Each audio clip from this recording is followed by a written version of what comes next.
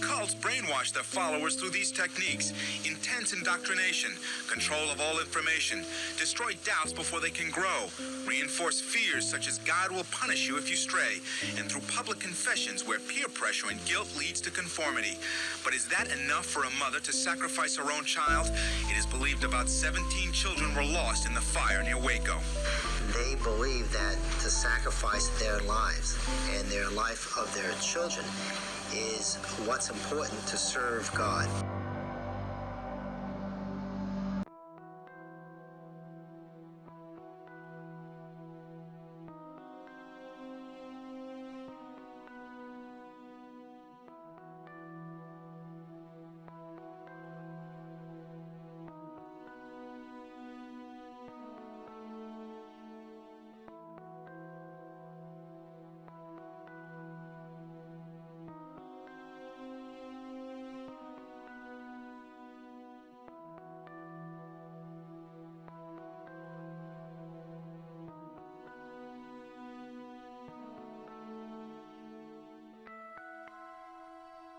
I'd like to share with you some of my family, and we just thought we'd kind of break the ice and allow people to see just exactly, what kind of people we have here.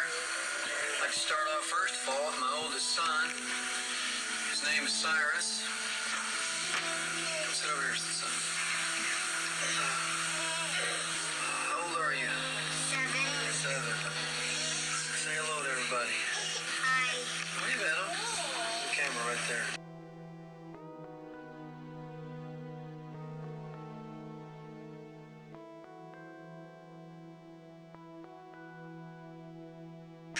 ATF, you boys are wrong. And if there's any question whatsoever that kids or women are involved, damn you, I tell you what, you keep your damn gun in your holster. You gotta argue with me, you catch me on the side of the road somewhere, you come and argue with me. Come point guns in the direction of my wives and my kids, I'll meet you at the door anytime. And I'm sorry some of you guys got shot. But, hey, God will have to sort that out, won't he? God will have to sort that out, won't he?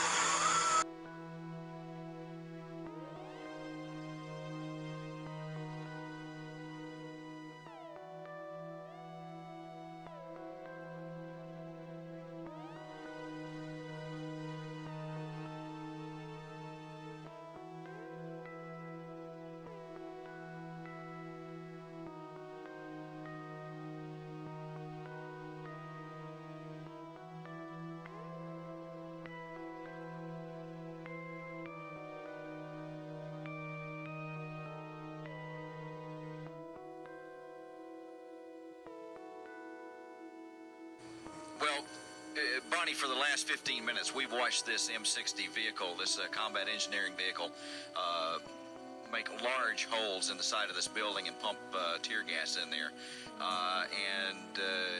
At times, as you well know, tear gas can be incendiary, and apparently this is what's happened. And it looks like now we have a very large-scale fire breaking out on what must be the south side, right near the front side of this building. These are some amazing pictures here.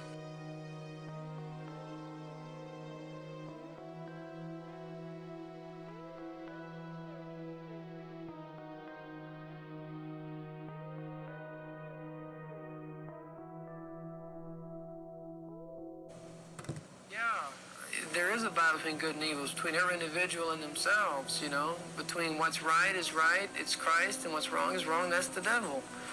And I have to admit, doing right in my life and doing wrong in my life. George says you're a warlock and that you have the sign of an upside-down cross on your chest, and that's the sign of a warlock. You've studied Satanism. I never was involved in Satanism, but you can see I'm a musician.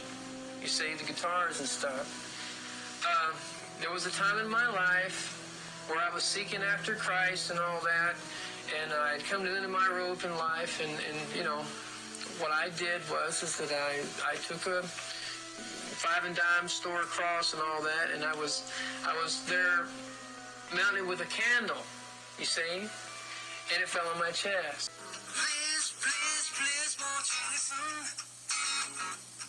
It's not what it appears to be.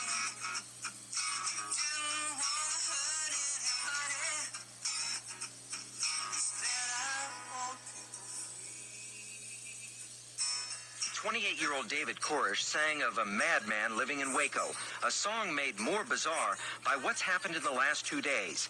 At the time, he was describing George Roden, his rival, in a battle for the hearts and minds of a tiny religious sect called the Branch Davidian Seventh-day Adventists. David admitted leading the raid on Rodenville, but says it wasn't George's life he was after, just pictures of the dead person in this casket. Roden dug up the casket from an unmarked grave a year earlier and reportedly challenged David to a divine test. Both men would try to raise the woman from the dead. Whoever brought her to life was the true prophet. Both men would try to raise the woman from the dead. Whoever brought her to life was the true prophet. Whoever God was with was to resurrect this lady. This was a challenge he made to you? Yes. And so you hear something like that and you kind of go, well, not today, George, you know, and you just hang the phone up. You see what I'm saying?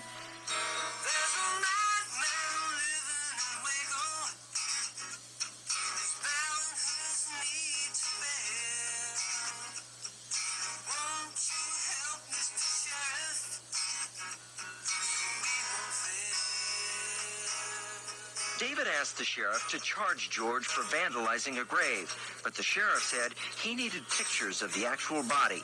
So David went back to the scene equipped with a camera, army fatigues, and an arsenal of guns. Why did you need to go with 8 men in army fatigues and submachine guns?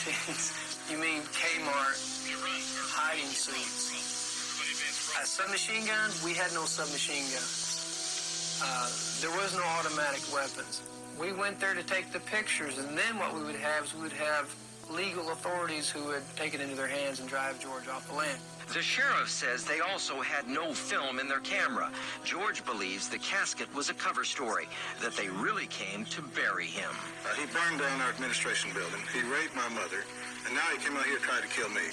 The compound, now called Mount Carmel, was originally named Rodenville and was founded in 1959 by George's parents as a home for the religious sect. George feels it is his by birthright, sort of divine mission. But David says George stole the compound from the people who built it, and he took his followers to just outside Palestine, Texas.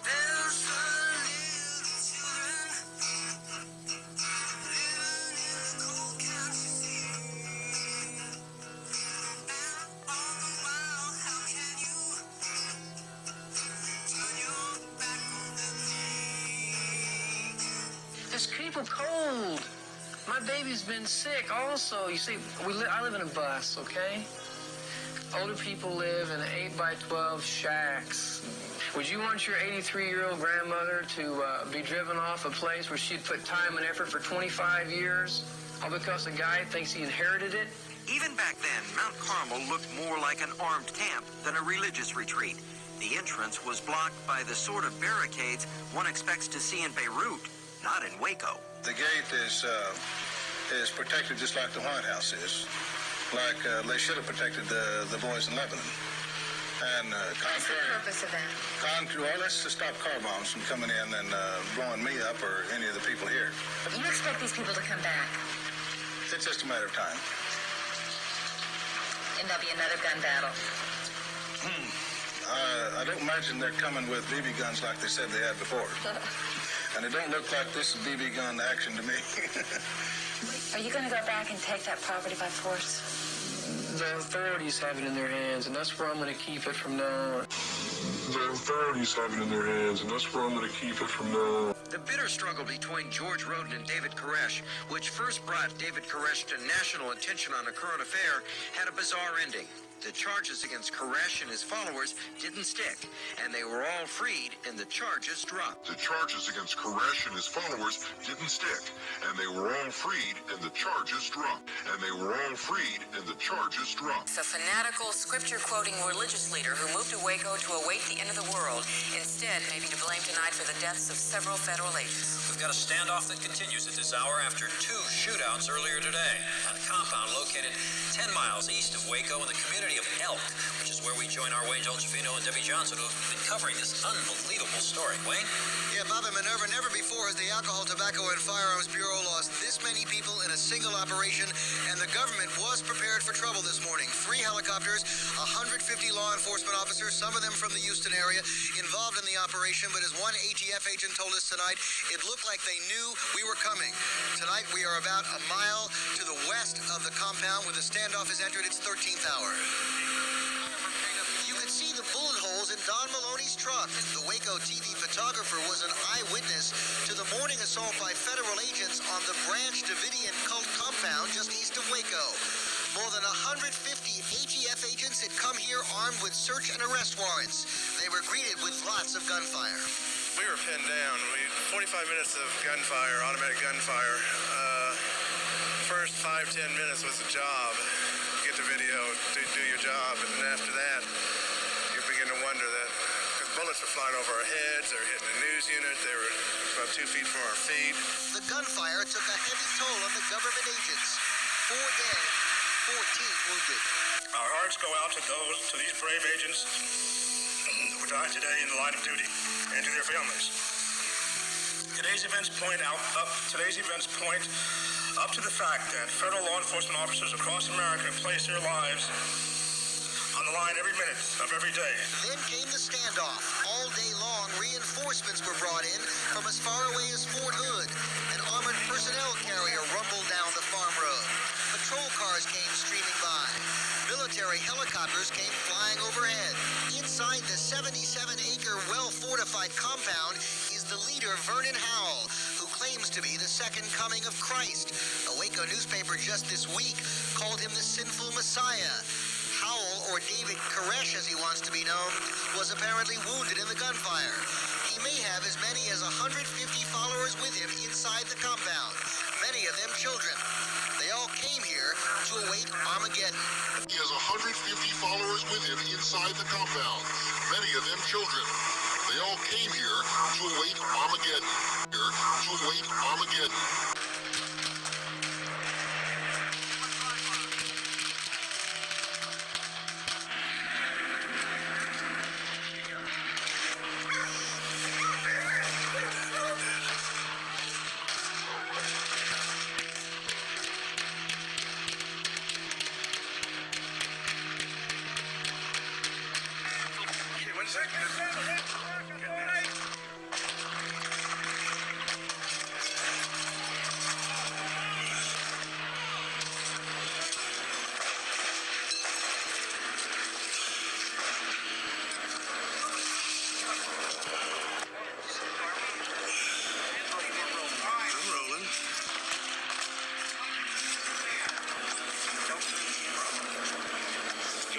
Give me another tape then.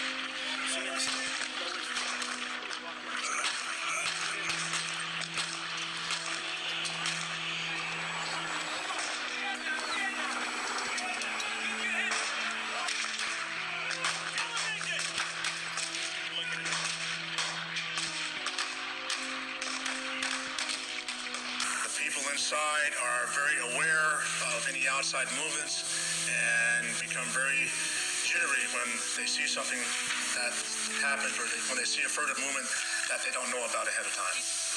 There was some sporadic gunfire this afternoon, Bob and Minerva, and then at 7 o'clock tonight, 3 members of the cult tried to make a break for it, getting into another gun battle with law enforcement officers. One cult member was killed, we are told, by the ATF.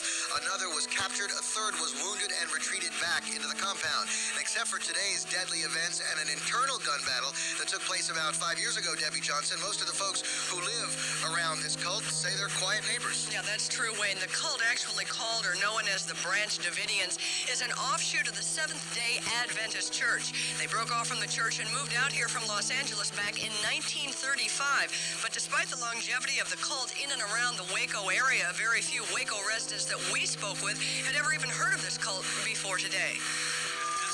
The peace of John Zanter's Sunday morning was shattered, literally, when gunfire erupted a half-mile down the road from where he lived. How many gunshots did you hear? It was quite a few, you know. Couldn't really say how many it was, but he knew it was something that wasn't normal. Despite the tragedy, Zanter says he doesn't mind having the cult members as neighbors. If they mind their own business, we mind our own. They got a right to be there too. Many Waco residents had never heard of the Branch Davidians before today, despite the cult's existence here since the 1930s. Had you ever heard of this group before today? I have not. And how long have you lived in Waco? All of my life. Others were horrified by the news. It's kind of unreal. I mean, you know, it's being so close to Waco, and especially that a cult. It's scary. A Waco Christian radio station had been receiving calls throughout the day from across the state.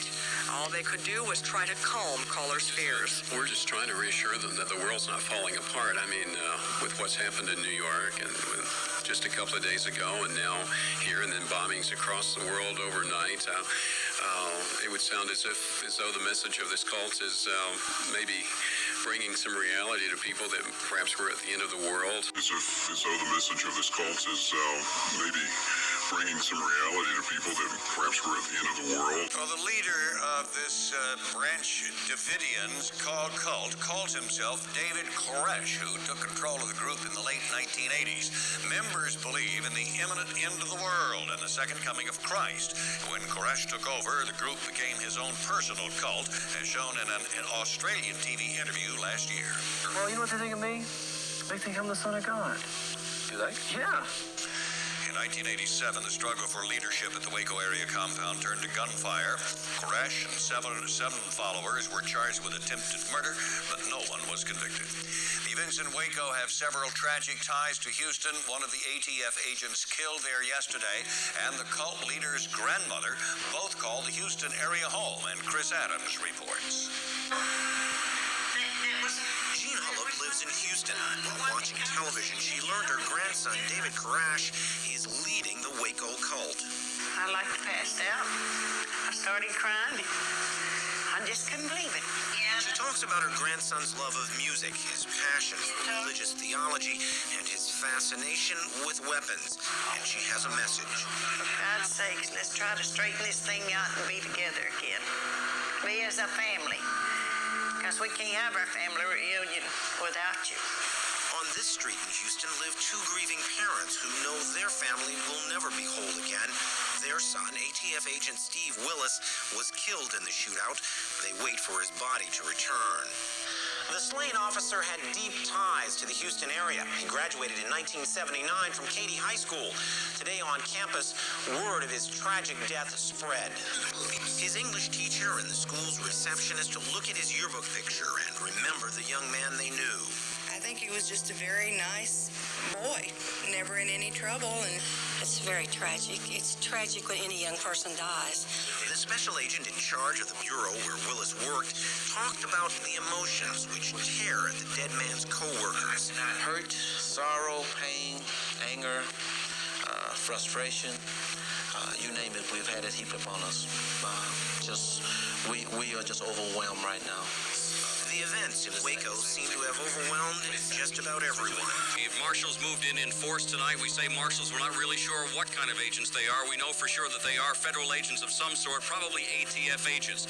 This morning at news conferences, the ATF people talked about the problems they had out here yesterday. They said one of the reasons that they had 4 men go down was because they were outgunned yesterday. They were here today to make sure that wasn't going to happen again. Late this afternoon, there was more movement inside the compound. When the vehicles passed us, we could see that more children had been released. At about the same time, a Coast Guard C-130 transport landed at Waco Airport. It was carrying dozens of men, perhaps members of some highly trained federal strike force. They were loaded onto military buses. And then tonight after 7 p.m., authorities enforced a total blackout on all the lights. A short time later, we were told that the FBI command post was moving about a half mile away from the cult compound. Could the movement of the command post be part of the negotiations? Probably is part of it. I couldn't tell you. I could not tell you. That's their situation. That's your best guess. That's my guess, okay? So do you see that? Then came a long line of cars and minivans, all carrying dozens of well-armed men. And as soon as those men came into the compound, authorities came out and ordered all of the media away. You know, during the daytime, of course, when there was light, we could see the compound from where we were located. But at nighttime, it's a different story out here, and Carlos Aguilar has that angle. They just asked if y'all would comply and turn the lights off at this time. Okay. Right after sunset, law officers went around to the more than 200 news media covering this story to make sure they complied with the blackout. Even though we were about a mile from the compound, we were being asked to turn out our lights. They're afraid that possibly somebody from the other side over there in the compound, if they had ability to shoot at night, that they might just take a few pot shots. So just for security measures. The darkness left the news media to make do without, but there was one Dallas TV station that had a working night scope camera that still provided an image for the watchful eye. Well, the night vision scope, as you know, amplifies light, and in low light situations, you can see things that you wouldn't be able to see with the naked or unaided eye. This has been a tiring situation for the news media and the various authorities who have been on the scene since the Sunday morning shootout between federal agents and members of the religious group. Local law officers have been holding the line while the federal agents figure out what to do.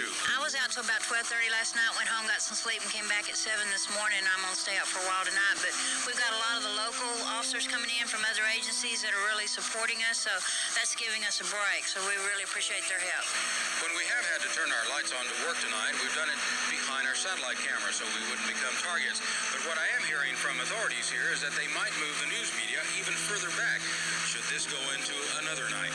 Carlos Aguilar, 13 Eyewitness News. And in fact, Carlos was kind of prophetic in that sense, Dave. Just about a half hour after he finished that report, in fact, they came up and they told all the news media to move back. A couple of reasons possible for that. First of all, we were about half a mile to a mile away from the compound. Anybody familiar with weaponry knows that a gunshot can travel a mile real easy. So for our safety, perhaps they pulled us back. You also heard Carlos talking about night cams here, so people can really see in the dark what those agents are doing up there, and perhaps they don't want to let everybody know the kind of operation that they may be involved with tonight. In 1988, Denise Wilkinson was a McLennan County prosecutor who helped to try Howell and 7 followers for the attempted murder of George Roden. Roden led the Branch Davidian sect until Howell's group stormed the cult's Waco compound, armed with high-powered weapons and thousands of rounds of ammunition. Wilkerson says Howell's forceful personality may have helped him win his freedom. His testimony was so compelling to at least a couple of the jurors. They felt compelled to hug him after the trial was over when the verdict was announced. I've never seen that happen before, and I haven't seen it since. To hug him after the trial was over when the verdict was announced. I've never seen that happen before, and I haven't seen it since. All 7 of Howell's followers were acquitted. The jury failed to reach a verdict in Howell's case, and he was never retried. Yesterday, some children were released. Today, dozens more. Altogether, 38 children and 4 adults have come out of the cult compound. When the first children came out this morning, they brought with them a taped message from the cult leader. David Koresh promised to surrender once the tape was played to a national radio audience. I, David Koresh, hereby the broadcasting of this tape to come out peacefully with all the people. Immediately. The children also brought out word that at least 7 bodies were in the compound, victims from Sunday's shootout. Federal agents have confirmed there are more dead inside the compound. But still, hours after Koresh said he would surrender, the waiting game goes on.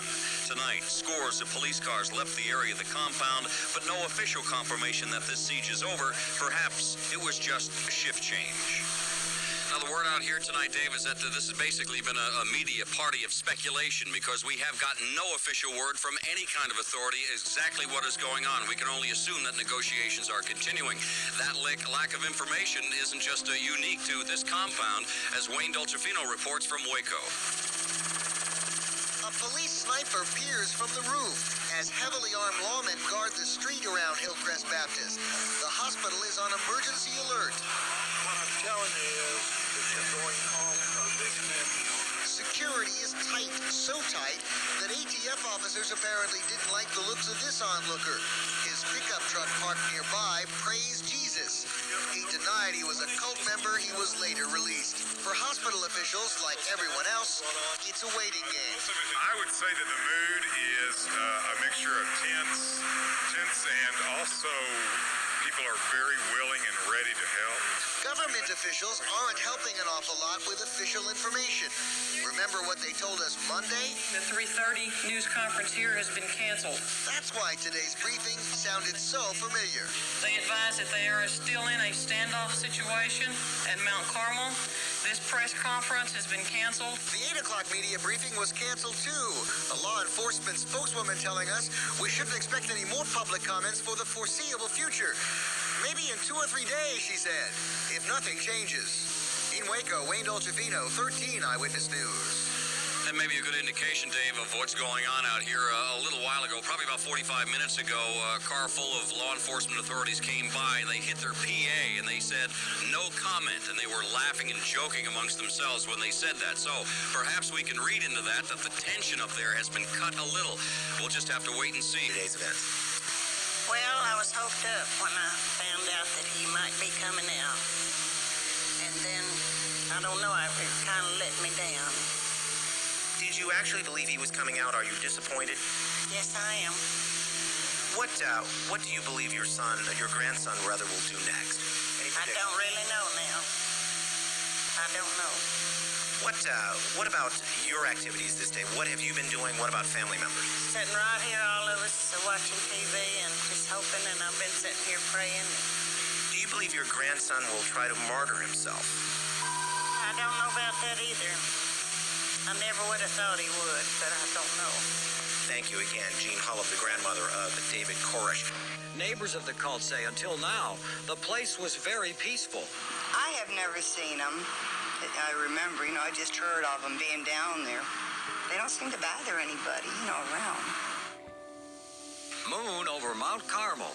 As it rises, tanks roll around the Branch Davidian compound, and the cult's leader, David Koresh, tends wounds received in Sunday's raid. As a sign of good faith, authorities have delivered medical supplies to the compound. Apparently it's necessary, he believes, to have that injury sewn up.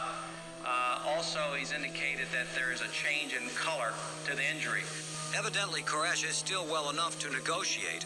Another child has been released from his compound. 21 children are out now. I told him, I said, get back. There's women and children here. Get back. I want to talk. And about that time, all of a sudden, 9mm rounds started firing at the front wall.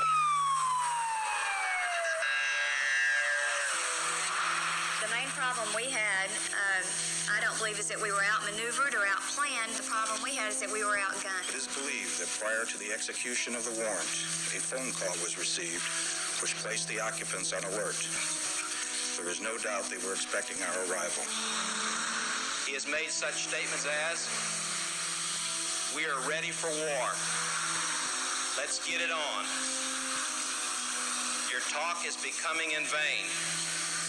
I'm going to give you an opportunity to save yourself before you get blown away. He has indicated to us that he has sufficient firepower to blow up the Bradley vehicles, and in fact his words were, we can cause those vehicles to go 40 or 50 feet into the air. I want to talk to you, honey.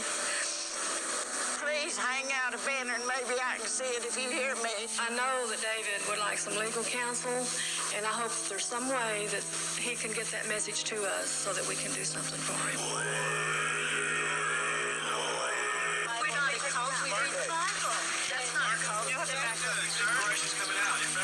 I think that it would be pretty clear that were we not on the eve of Passover, that they'd be out by now. We're not negotiating. We're saying come out. Come out with your hands up. This matter is over. Day 51, as history will now record, was the last day for David Koresh. And the flames may be out, but a firestorm of controversy rages on after the assault on the Branch Davidian compound. Officials are starting to look for answers after doomsday in Waco. This morning, investigators began sifting through the embers of the Waco compound, searching for the bodies of more than 80 cult members believed killed in the fire. In Washington, President Clinton says he gives his full support to the decisions made by the Attorney General and the FBI to end the siege. But the family members of those killed in Waco have bitter words for those they say must bear the responsibility for needless death. Under the blistering Texas sun, investigators comb the smoldering remains of the Branch Davidian compound. More than 80 people are believed to have died in yesterday's fiery conclusion to the 51-day siege, 24 of them children. Today, the FBI said it's not responsible for the deaths. Those children are dead because David Koresh had them killed. There's no question about that. He had those fires started. He had 51 days to release those children. He chose those children to die. We didn't have anything to do with their deaths. The FBI said cult members didn't panic as tanks began to ram the compound, yet calmly, apparently under orders from Koresh, began to gather in an underground bunker and donned gas masks. Federal agents tried to help the few people they could see, including a man clinging to the roof. And he finally fell off the roof. And exposing himself to danger, the HRT people gave out and put him out. He was on fire and saved him. Another woman came out who appeared to be disoriented. She went back into the compound. They got out and went to get her. So there was constant communication with everybody to try to get them to come out. Only 9 people were rescued from the flames. As to why the FBI lost its patience after weeks of waiting, law enforcement officials revealed today that they had electronic listening devices inside the compound. Their eavesdropping led them to believe Koresh was becoming more violent and that intervention was necessary. This afternoon, 5 of the survivors were arraigned in court on charges stemming from the siege. Investigators hope they'll be able to provide some clues about life and death inside David Koresh's compound. It's my impression that, from what I understand, that it was to the government's advantage that the compound either be demolished or destroyed or burned, because the physical evidence that might have some opportunity of disputing their contentions is now destroyed. And tonight, the FBI cannot confirm reports that the children in the compound were poisoned before the fires began in an effort to ease their suffering. Mother of infamous Branch Davidian leader David Koresh has been stabbed to death. Her sister is in custody and charged with her slaying. Police discovered 64-year-old Bonnie Clark Haldeman Friday afternoon at the home of her sister, Beverly Clark. Haldeman and her sister were the only 2 people in the house when deputies arrived. The home is in a rural area about 175 miles north of Houston. Clark is being held without bond on a murder charge pending a court appearance. Police say the case is under investigation. And who's going to bring that book? Who has the ultimate responsibility for the plan that went tragically wrong? President Clinton says he does, and he is offering a strong defense of his decision of Attorney General Janet Reno and the FBI. Andy Field is live in Washington with a report. Andy. Roz, the buck really does stop here at the White House. President Clinton finally took full responsibility for the FBI raid in Waco today in a news conference earlier this afternoon. He also says it's absurd to ask Attorney General Janet Reno to resign because they committed a mass suicide in the wake of that raid in Waco. And he says he welcomes an investigation into what went wrong. I have a statement I would like to read. Until today's announcement, President Clinton's Attorney General absorbed most of the blame for what happened in Waco. Today, the president said no. He gave the okay for the FBI to move in to help save the children in the cult compound. And I take full responsibility for the implementation of the decision. Yesterday's action ended in a horrible human tragedy. Well, the president's statement doesn't close the case. Mr. Clinton is now calling for a federal investigation into what federal police did right and wrong. If any congressional committees want to look into it, we will fully cooperate. There's nothing to hide here. This was probably the most well-covered operation of its kind in the history of the country. This is a very sad time in light of this terrible tragedy. Attorney General Janet Reno told the president she wanted to tear gas the building in order to save children she thought were being abused and molested. She said experts there thought there was a possibility of mass suicide regardless of whether they moved in. But now the government will question if they could have waited longer. I'm concerned about the hostage rescue team. I'm told they were fatigued.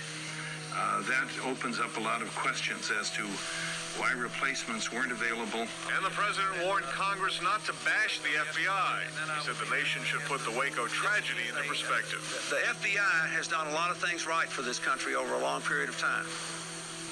You know, this is the same FBI that found the people that bomb the World Trade Center in lickety-split record time. For the mother of one survivor, the scene was inevitable. After the fire, Belinda Ganem recalled her efforts to convince the government to allow families to intervene, but she believes agents had their minds made up.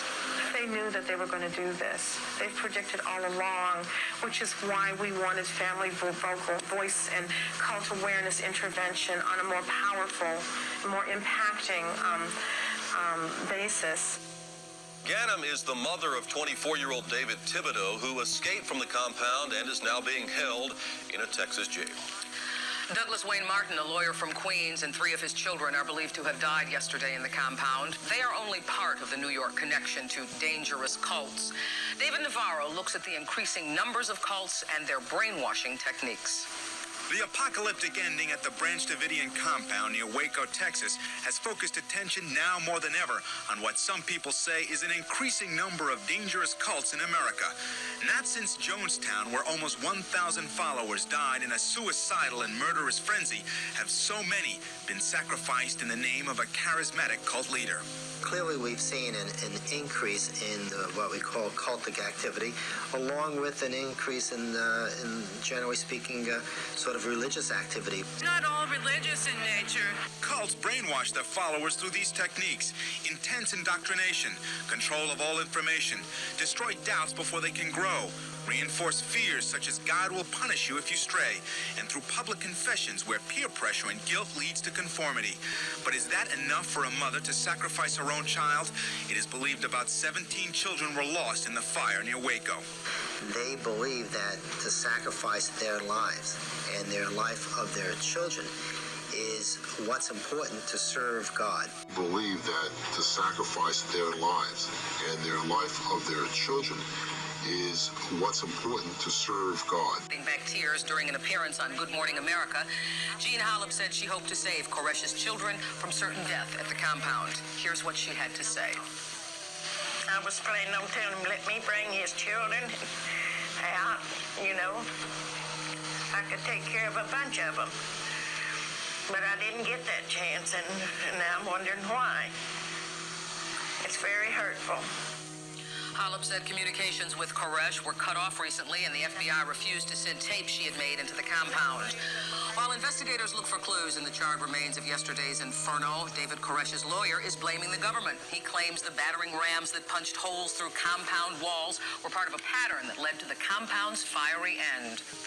I think you have to look at how this whole thing got started and look back to February the 28th. That's a very important part of this entire tragedy. This is not a case of child abuse, as Janet Reno seems to now, after the fact, say. This is a case of abuse of authority. The FBI says some cult followers may have shot fellow members when they tried to escape the compound yesterday. The director of the cult hotline believes the fact the Branch Davidians would commit suicide comes as no surprise. After all, if they believed Koresh was the Messiah, then what was there to fear? After all, if they believed Koresh was the Messiah, then what was there to fear? If you hadn't seen it, you might not believe it. Just ask those who missed the news today. Oh, that's shocking. And yeah, they committed suicide? I don't believe that. Oh, that's shocking. And they committed suicide? I don't believe that. I don't believe that. Houston and the world watched as the Davidian compound and the cult itself burned. Because the burns are a very painful way to die. But Dr. David Olson says many of the cult members may have died from smoke inhalation, not the fire itself. The time that fire was set, they may have had literally just a minute or two to escape. Instead of tear gas, the FBI says it used a non-explosive chemical, CS2, a powder that neither starts nor spreads fire. I think the flash point is like 244, so that takes a pretty good fire just to get it to do anything. It won't burn.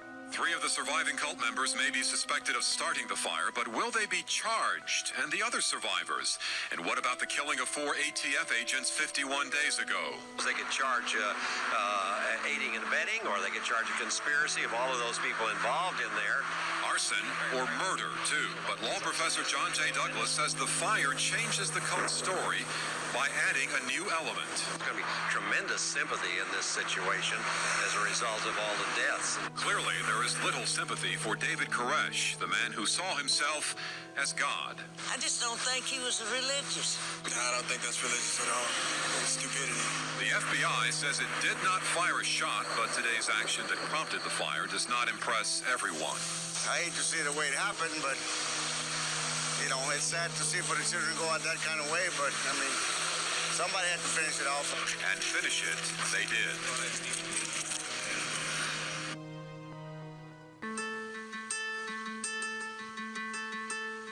Every once in a while, we would get a report that there was gunfire out there. David Koresh preached from the very beginning that he wanted to militarize his followers. And he started going to gun shows and purchasing huge amounts of weaponry, ammunition. He thought that the end of all time, the end of the world would come in a great battle between the faithful and the beast of Babylon, who he specifically identified as the government of the United States of America. It's war. These governments of this world are coming to an end. Go ahead and laugh. Go ahead and muse in your mind and see what happens to you. They would shoot and have target practice. And there was always somebody up at the guard post 24 hours a day with a gun. You know, all you were taught was, this is what this gun looks like. This is what this helicopter looks like. When you see it, this is what you do. You're supposed to go inside quickly and tell an adult. And they would sound some kind of alarm. We would talk about guns and how you didn't want to stick the gun to your temple because you might live. You wanted to like stick it in your mouth and point up. You know, and now looking back, I can see, well, why would we have been talking about that stuff if it wasn't a reality or if we weren't planning to do it? They prepared you for war because that's what the belief was. Everything had to be military style. My mom's job was to sew the vest, bulletproof vests that they were using for protection. There was just this level of an impending doom. Did Jesus tell the apostles to carry a sword with you? Yes. Peter cut off a centurion's ear. Jesus put it back on. So in a time of war, nations against nations, when someone hurts somebody else because the government says to fight. In his theology, that it was the responsibility of the elect, of the faithful, to fight as hard as they could, to take up arms. And that would bring down the host of angels that would bring about the end of time. Well, he'd been saying for such a long time that they were going to come for us. And then they did. They came. And they did exactly what he said they were going to do. And then they did. They came. And they did exactly what he said they were going to do. The siege at Waco inspired books and TV shows, but many don't realize the group all at the center of it still exists today. They have a new church and a new leader, and tonight Marie Saavedra reintroduces us to the Branch Davidians in this WFAA original.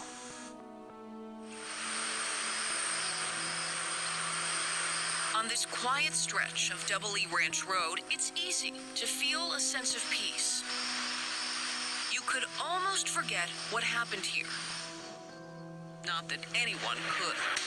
The loudest sound is the wind. Visitors in a steady stream use the pool and other markers to remember what stood where.